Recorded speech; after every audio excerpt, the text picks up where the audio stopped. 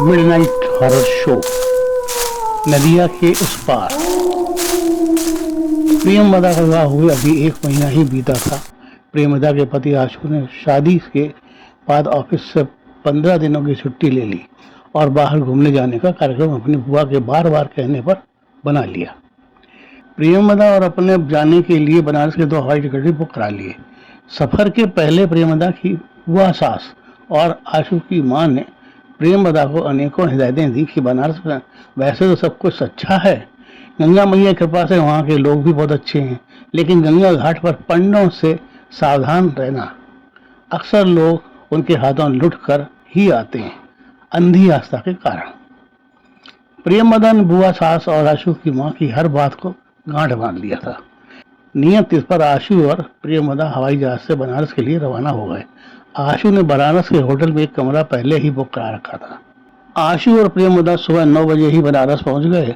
हवाई सफर में कोई खास थकान तो होती नहीं है, इस कारण आशु और प्रियमदा ने होटल के कमरे में कोई 1 घंटा आराम किया और नाश्ता पानी करके एक ऑटो लेकर बनारस के मंदिरों के दर्शन के लिए निकल पड़े। बनारस की गलियों में अधिकांश सफर तो पैदल ही तय करना होता है, क्योंकि उन गलियों में ऑटो का जाना आना मुश्किल होता है। शाम तक आशु और प्रियमदा ने अनेकों छोटे बड़े मंदिरों में जाकर भगवान के दर्शन किए और ईश्वर से अपने नए वैवाहिक जीवन के सफर के लिए आशीर्वाद मांगा। शाम होते होते आशु और प्रियमदा अपने होटल पर आ गए। अब तक प्रियमदा और आशु काफी थक चुके थे। होटल के कमरे में आते ही आशु ने रात के खाने का ऑर्डर कर दिया। खाना खा पीकर आशु और प्रियमदा लेट गए। थकान अधिक होने के कारण आशु लेटते ही सो गया, लेकिन प्रियमदा को कुछ ज्यादा ही थकान हो गई थी। पैरों का दर्द उसकी नींद में रुकावट पैदा कर रहा था। प्रियमदा ने अपने ही हाथों से अपने पैरों को कुछ देर सहलाया। कुछ देर अपने आप से ही अपने पैरों को दबाने के बाद प्रियमदा को तुरंत ही नींद आ गई। दूसरे दिन दोनों की नींद तब टूटी जब कमरे के इंटरकॉम की घंटी घंघनानी शुरू की।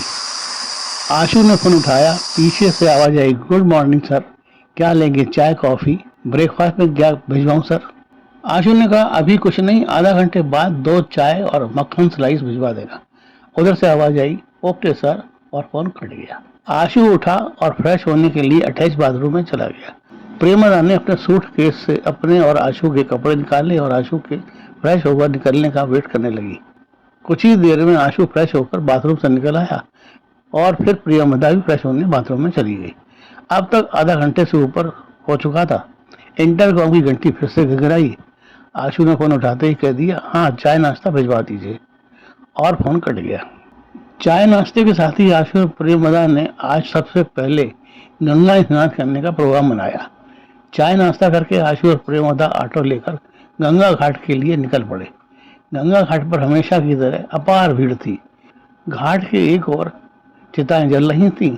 बीच घाट पर लोग गंगा स्नान का आनंद ले रहे थे।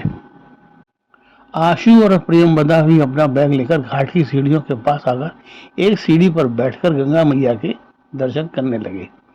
तभी एक केवट आशु के पास आया और आशु से प्रणाम करते हुए बोला, नौका विहार कीजिएगा, बीच धार की सैर कराऊंगा। प्रियमदा बोली, नहीं नहीं, मुझे बीच धार में जाने में बहुत डर लगता है। आशु बोला, अरे इसमें डरने की क्या बात है, कोई तैरते हुए थोड़ी ना जाना है, नाव में बैठकर चलेंगे। केवट बोला, डरने की कोई बात नहीं है बहन, आओ, हम तो साथ रहेंगे ना आपके, डरती काहे को हो। आशु ने प्रियमदा का हाथ पकड़ा और केवट के साथ उसकी नाव में बैठ गया। दोनों की नाव में बैठते ही केवट ने अपनी नाव का लंगर खोल दिया और चल पड़ा गंगा मैया के बीच धार में नौका विहार करने। अभी नौका बीच धार में घूम ही रही थी कि प्रियमदा के पेट में हल्का हल्का दर्द उठने लगा। उसने आशु से कहा, मेरे पेट में दर्द हो रहा है, केवट भैया अब वापस चलो। सुनिए, गंगा स्नान करके होटल चलते हैं, कहीं ये दर्द और बढ़ गया तो मुश्किल हो जाएगी।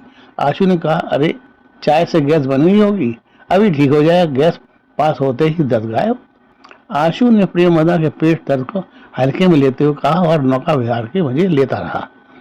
लगभग आधा घंटा नौका में घूमने के बाद केवट ने नौका को घाट की ओर मोड़ दिया। तभी अचानक से प्रियमदा के पेट में भीषण दर्द उठा। प्रियमदा दर्द से चीख उठी और देखते ही देखते प्रियमदा के नीचे के वस्त्र खून से लथपथ हो गए, जिसे देखकर आशु बोला, ओह शिट, ये क्या हुआ। केवट जल्दी से नाव किनारे लगाओ, मेम साहब की तबीयत खराब हो रही है। केवट ने भी प्रियमदा की हालत को देखते हुए नाव की चप्पुओं को जल्दी जल्दी हिलाना शुरू कर दिया और कुछ ही पलों में नाव गंगा किनारे घाट पर आकर लग गई। आशु ने घाट पर मौजूद सेविकाओं से कहा कि उनकी पत्नी की तबीयत अचानक खराब हो गई है, यहाँ कोई अस्पताल हो तो बतला दीजिए। एक सेविका ने एक अन्य सेविका को बुलाया और नजदीकी अस्पताल में प्रियमदा को ले गई। अस्पताल में जाते ही प्रियमदा के पेट की सफाई कर दी गई, जिससे उसकी जान को कोई खतरा न रहे।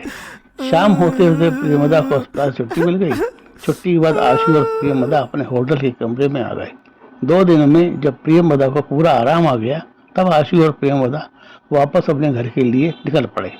अचानक से आशु और प्रियमदा को घर आया देख आशु की माँ ने उनका हालचाल पूछा। तब आशु ने सारा वाकया अपनी माँ को सुना दिया। माँ ने कहा, अच्छा किया जो वापस चले आए, लेकिन ये बुरा हुआ। आशु की बुआ को जब आशु और प्रियमदा के बारे में पता चला तो वह गर्म होते हुए बोली, मैंने तुझे मना किया था कि नाव में मत घूमियो, आखिर तुमने मेरी बात न मानी, खराब कर दिया ना अपने वंशज को। प्रियमदा ने कहा, बुआ जी मैंने तो बहुत मना किया था, लेकिन ये माने ही नहीं। गंगा जैसी पवित्र नदी को इंसानों ने इतना पवित्र कर दिया है कि अब उसमें देवताओं की जगह भूत प्रेतों ने अपना स्थान बना लिया है। तभी तो जब भी कोई नई नवेली दुल्हन गंगा की बीच धार में नौका विहार करती है तो उसे कोई ना कोई प्रेत आत्मा जरूर अपनी गिरफ्त ले लेती है। अब ये बात कितनी सच है कितनी झूठी, ये तो ईश्वर ही जाने, लेकिन है हकीकत, क्योंकि ये कहानी आंखों देखी सत्य कथा है। हमने बुजुर्गों को भी ये कहते सुना है कि किसी भी गर्भवती महिला को किसी भी नदी के बीच धार में नौका विहार नहीं करना चाहिए। इससे गर्भवती को किसी प्रकार का खतरा हो सकता है। शायद यही हिदायत प्रियमदा की बुआ साहब ने दी होगी, लेकिन आशु के बार बार कहने पर प्रियमदा पति की बात न टाल सकी, जिसका खामियाजा शायद उसे भोगना पड़ा। ऐसा नहीं है कि गंगा स्नान करने या गंगा में नौका विहार करने से भूत प्रेत भी चिपट जाते हैं। यह एक इत्तेफाक होता है कि किसी के साथ कुछ अनहोनी कभी भी हो सकती है। गंगा का पानी पवित्र और हमेशा पवित्र ही रहेगा। इंसान चाहे कितना भी उसे गंदा करने की कोशिश करे, वह हमेशा पवित्र ही रहेगा। हाँ, आपकी क्या राय है अपने घर की बुजुर्ग माताओं, दादी, अम्मा जी से पूछकर कमेंट बॉक्स में जरूर लिखिएगा। मेरा आशय गंगा मैया को किसी प्रकार की ठेस पहुंचाना नहीं है, बल्कि आज की हकीकत से सबको रूबरू कराना है। नमस्कार।